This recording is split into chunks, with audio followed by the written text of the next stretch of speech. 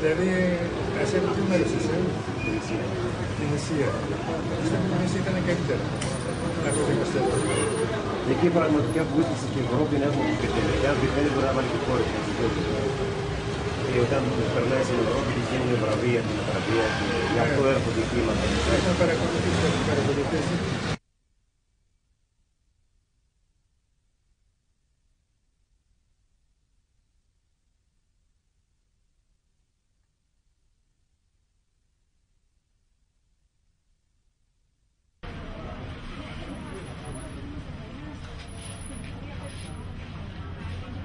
حيدهم في المساء حيدهم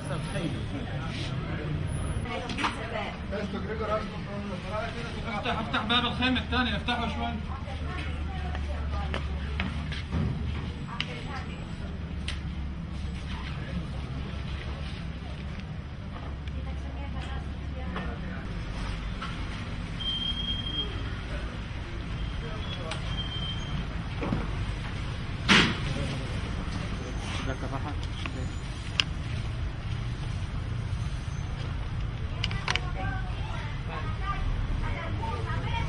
غرموم انا شنش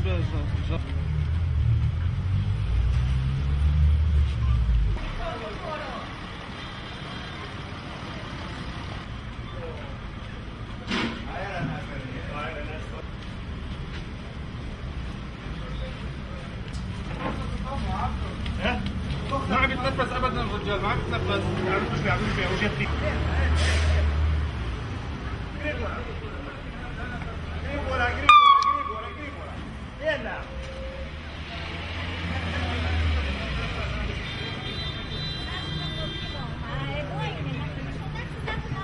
Αυτό είναι το κράτος μας. Θα το κάνουν οι παιδιά για να κάνουν κάτι. Σιγά, σιγά, παιδιά, σιγά, μισό λεπτό. Μπράβο κύριε Γεμάκη, μπράβο. Μπράβο, μπράβο. Μπράβο. معنا حيوانات عندكم ماركو قريبة ماركو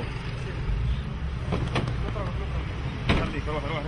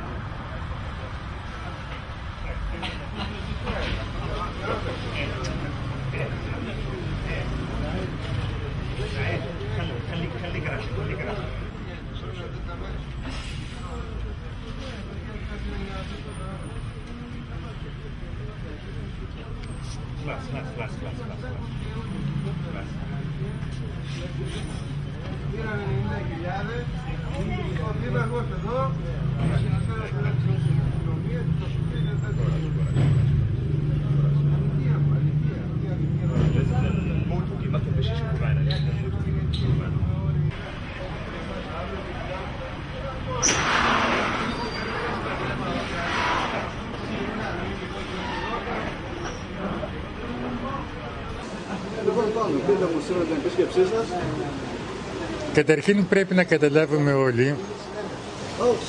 Ναι. Λοιπόν, ότι η ανθρωπότητα οφείλεται στη μετανάστευση. Ο πρώτος άνθρωπος εμφανίζεται στην Αφρική και από εκεί πηγαίνει σε όλες τις γωνίες του πλανήτη. Άρα λοιπόν η μετανάστευση είναι αυτή που δημιούργησε τη ζωή. Το αντίστοιχο φαινόμενο συνεχίστηκε ανά τους αιώνες, όπου η μετανάστευση ήταν ένα είδος ρύθμισης των προβλημάτων της ζωής.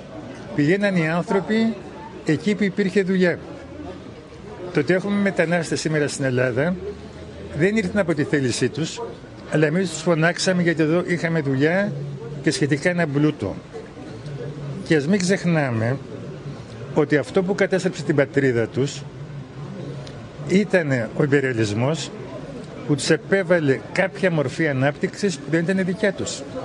Άρα λοιπόν οφείλουμε να είμαστε συμπαραστάτες με τους αδερφούς μας, τους κατοίκους αυτής της γης, και να τους δώσουμε την ίδια φιλοξενία που είχαμε εμείς ως Έλληνες όταν αρχίσαμε και μεταναστεύαμε από το 19ο αιώνα. Άρα λοιπόν είναι θέμα, θα το έλεγα, ελληνικότητας, η φιλοξενία και η προστασία των ξένων που έχουν έρθει στην Ελλάδα. Και ας μην ξεχνάμε ότι εμείς είχαμε ένα Θεό που λεγόταν Ξένιος Δίας. Άρα λοιπόν, σύμφωνα με τις παραδόσεις μας, οφείλουμε να φιλοξενήσουμε αυτούς τους ανθρώπους, να συμπαρασταθούμε και να καταλάβουμε ότι είναι μια δύναμη ανάπτυξης για τη χώρα. Ευχαριστώ.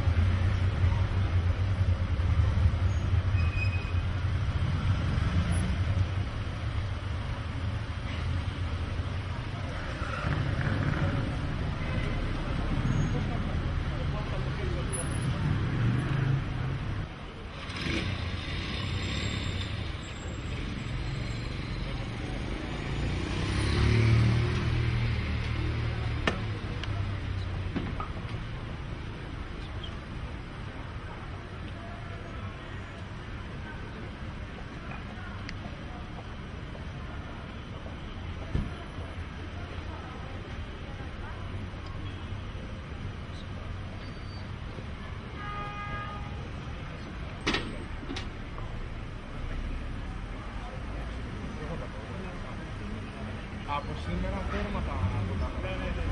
τέρματα πολλά.